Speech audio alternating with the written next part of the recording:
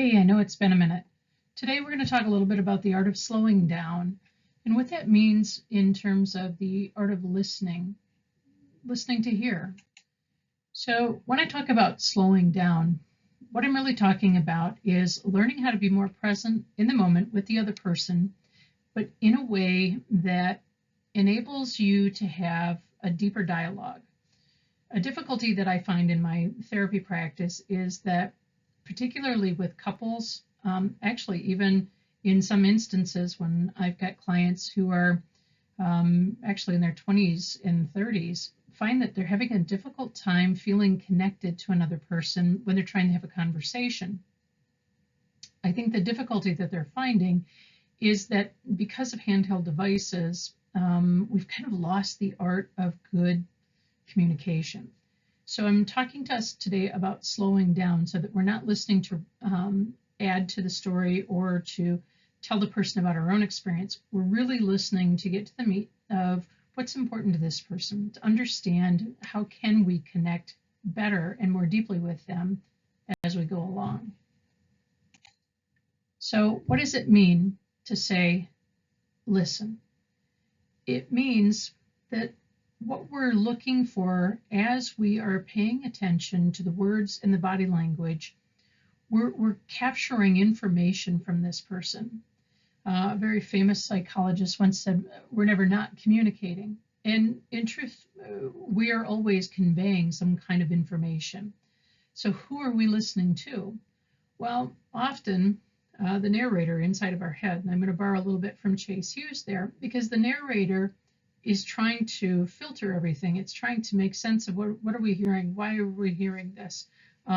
Is that important to me? If it's only vaguely interesting to me, what does that mean to me?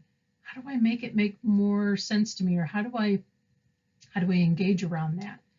And the difficulty is that sometimes what we want is we want to be able to share what we know. Sometimes we want to be able to connect with a person by saying, yeah, I had something like that happen to me. Or, I don't know if I understand what you're telling me. Sometimes, though, we lose interest, especially if somebody takes a long time to explain something or get to what it is that they're trying to say to us, because our attention spans have gotten so much shorter. So we're really wanting to find out, what is it that you want from me? What are you trying to get from me? How are you trying to connect with me? And then what is the difference between responding versus reacting? Now, I realize I'm going a little bit quickly here, and this is about slowing down. But I want to illustrate a point with that. As you're watching this, you're passively watching it. I also heard another content creator talk about the fact that you have many millions of hours of library available to us. Most people will passively consume that. That is reacting. And you might be thinking, yeah, but all I'm doing is sitting here. Exactly. All you're doing is taking in the information. Something catches you, you may make a note of it, but then, you might be scrolling, you might be looking at pictures, you might be doodling, you might be doing any number of other things other than really closely paying attention to the speaker. Most YouTube videos, after about 1 minute and 30 seconds, people click off. So the difference to responding is that in a response, we're actively participating in the communication. And now what we're doing is we're thoughtfully participating. Now, sometimes we do react even in the midst of that, but still, if we're slowing down and we're really listening, dialogue can be rich. The hardest thing is, especially if we've been taught to be seen and not heard, we have a much harder time really listening, because we get to a point where we feel like, when do I get a turn to talk? Well, you do.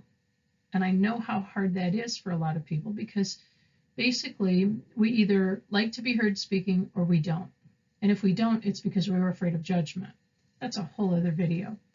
But let's just say that what you want is you want to connect and you want to have a conversation. It's risky. And why is it risky? Well, the reason that it's risky is because somebody might decide that what you have to say is not important, which would be reacting. Our reaction. So responding versus reacting here actually has two meanings. The reaction can be, I'm trying to hear what you have to say so that I can react to that with something that happened to me or demonstrate that I'm actively listening. or my reaction could be, I'm not comfortable saying anything to you because I don't know if you're even going to care about what I have to say. You might not think that it's important. So what do you hear?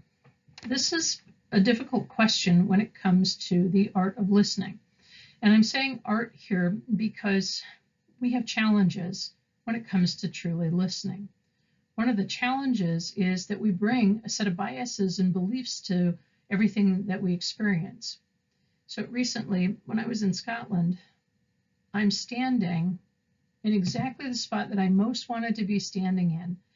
And I got to tell you, for a minute, my heart leapt, and then I was suddenly disappointed. Well, the reason I was disappointed is because I'm standing exactly where I wanted to be standing, taking exactly the photo that I wanted to be taking. And I thought, oh, I need to be more present in the moment. My bias at that time was most tourists, because I worked at Grand Canyon National Park and I heard this, most tourists spend less than 16 seconds standing at the edge of the canyon, looking out, taking 2 to 4 photographs, and then moving on.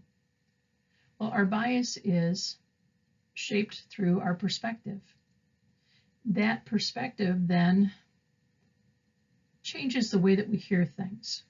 So, like I said, there I am standing at the place that I most wanted to be, and my belief was I'm disappointed because my perspective is I'm finally here, and I gotta say, it wasn't that I was underwhelmed as much as I was frustrated with myself for not taking more time to be present, because I had taken the picture and I started to leave, and I caught myself.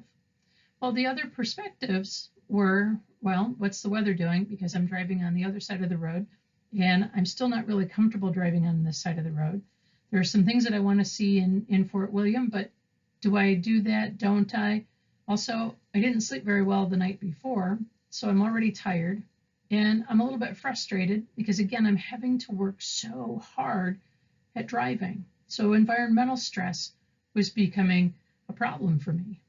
Not just that kind of stress, but the difficulty with the sleep the night before, the difficulty with the events of the day before, with the rental car. And then here I am, I'm finally where I want to be. And I had to remind myself, slow down. You're exactly where you want to be. And this is something I'd waited 35 years to do. So it was taking on a whole new importance, which added further stress because I thought, I don't have a lot of time. I got to make the most of as many opportunities as I can here, which also impacted my ability to hear. And here's an example of that. I went into a charity shop there, or secondhand store, and I was listening to a conversation. These two women were behind me, and they were talking about the tourism in town. And then another woman was bringing bags and bags of books in, and she was talking to the woman who was working at the teller. And I picked out my item, and as I walked up, the woman picked up a cup of tea to drink it. And I said, I'm terribly sorry. I didn't mean to interrupt your tea break. And she said, no, you didn't. And then she caught on to the fact that I was an American, and she wanted to engage me in conversation. She started to ask me a couple of questions, and I quickly turned the questions back to her. And when I did, what that perspective did is it gave me an opportunity to get to know her, to get to know what she thinks. And I took it from I'm a tourist to I'm just another person who wants to experience something that's important to you.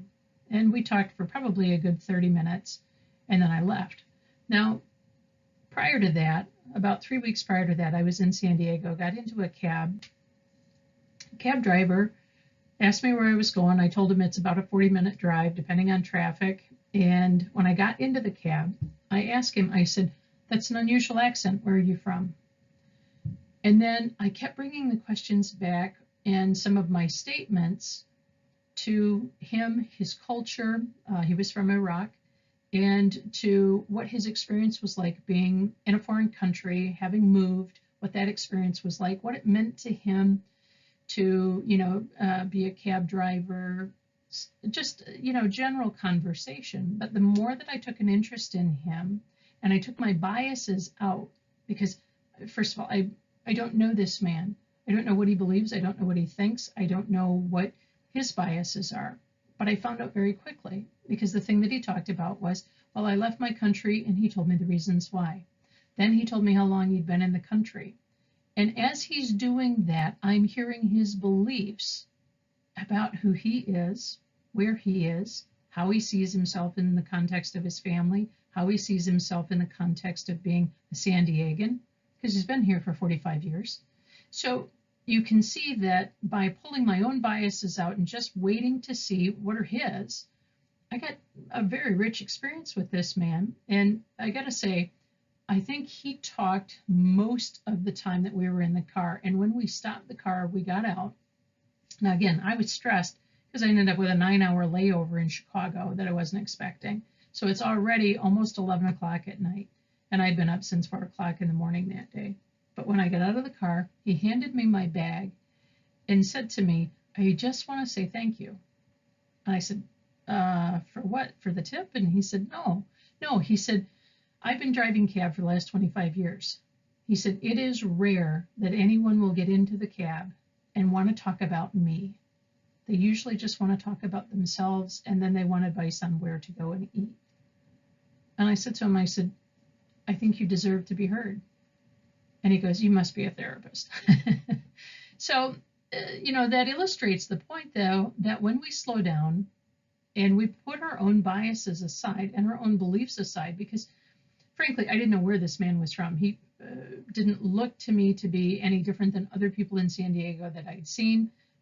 It's a wonderful mix of people in San Diego from all over the world. And then, I compare that to my trip to Scotland. I met some really amazing people.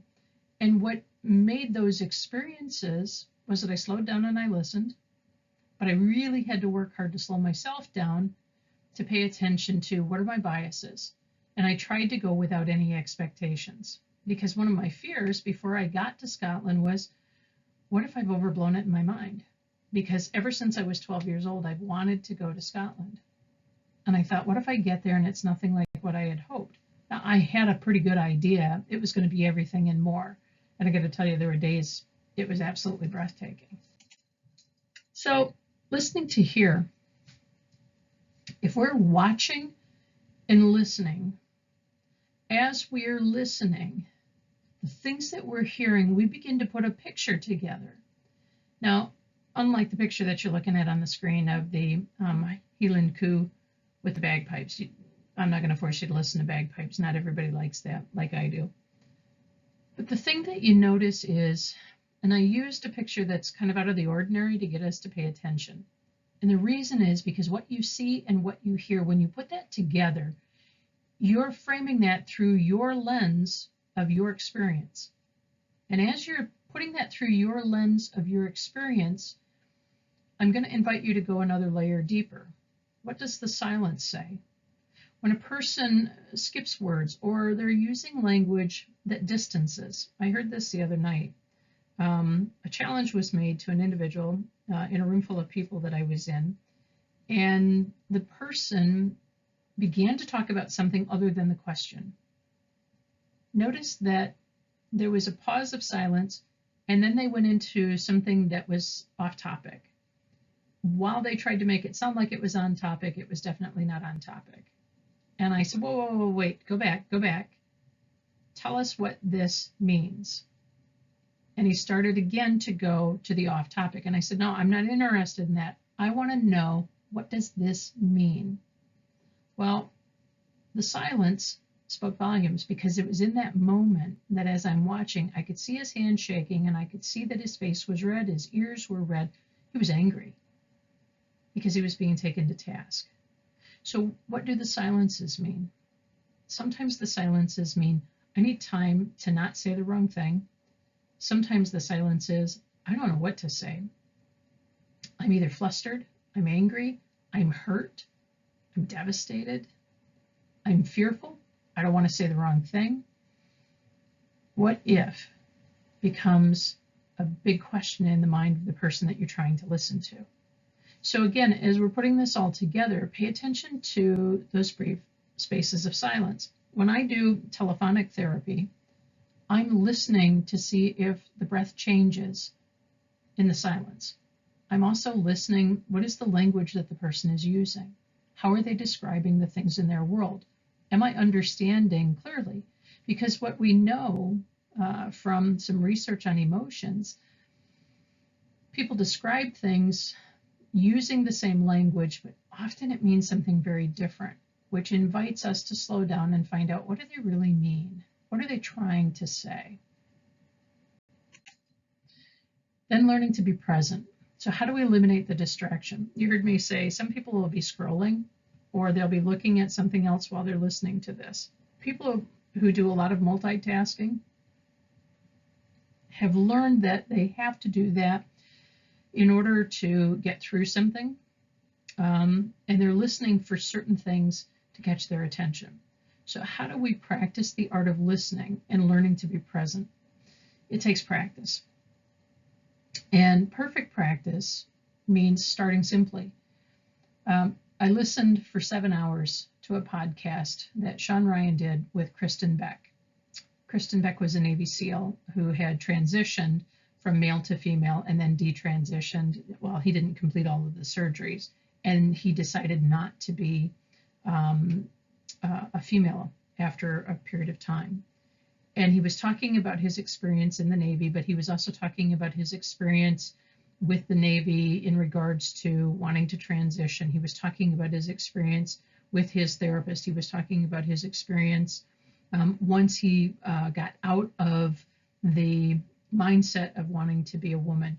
And he talked about the building of this intimate partner relationship. I'm not sure if this is his wife now or if they're still a boyfriend and girlfriend, whatever the case may be. But the ability to eliminate distraction, that was a long interview that day. And a couple of times, I'm not going to lie, I got up and I had to walk away because I could not be present without trying to look at Facebook or look at X or look at Instagram in between. So I had to teach myself, okay, go back. And I did. I went back and I replayed some sections. And I frequently do that with a couple of other content providers when I'm listening to them, because I'm trying to stay in the moment. But we're really only very good for a very short period of time. And if you stuck with me 17 minutes into this, you're doing really well, because we're almost done. To stay in the moment means to intentionally keep yourself exactly where you are. As I'm doing this, I'm staying in the moment. I'm only focusing on the script in front of me and the image going through the highlands there, sticking to the topic at hand. That is tough because we get tangential. We start to talk about all kinds of things because one thought will lead to another. So what will you notice when you stop talking? And one of my favorite things about this photograph, and here's where I'm going with this, you'll notice that you've got several sheep that are in the foreground, a red telephone box in the background next to that building. What will you notice when you're listening? So the thing about sheep is that they know the voice of the person that is the sheep herder. They know that person's voice. There's a certain safety there. But now, as you're looking at that picture, if we're on a telephone, it's a lot harder for us to see what the behaviors are that the other person is doing while we're talking to them. Now, sometimes that's a good thing, but most of the time it makes communication tougher. Now, what makes it even harder still is if we text. Now, it looks like there's a storm looming over that mountain. And here's why that's important, because the foreground looks sunny. When we're listening to people, sometimes people present a very sunny image to us, but their language, their body behavior can teach us what's really going on for them. Is there really a storm underneath? So if we take the time to learn the other person, it increases our ability to be present with that person, to be loving and supportive, or to simply hold space for that person. And to simply hold space means, hey, you know, I'm here for you. I don't know what you need. I don't know how I can help you, but I'm willing to be right here with you on this journey. And that's really important. So to wrap it all up, it is okay to pause before you answer somebody. It's also okay to make sure that you understand completely what the person is trying to communicate to you. Yes, I used another sheep, this time in a bus lay-by. But again, notice what's going on in the picture. The lamb is just outside of the storm, but the storm is looming. If we are understanding the other person, sometimes we can see the finer details and we can be more present with that person, because now we're not just listening to respond or to react, we're listening to respond. We're taking a personal interest in that other person, and we're taking our time by slowing the conversation down. Again, it's a lot harder when we're talking to somebody on the telephone or when we're texting or we're messaging. So I invite us, take your time, be present, and appreciate the person that you're communicating with. I'm Kelly, the Kilted Therapist. Hit that like and subscribe button.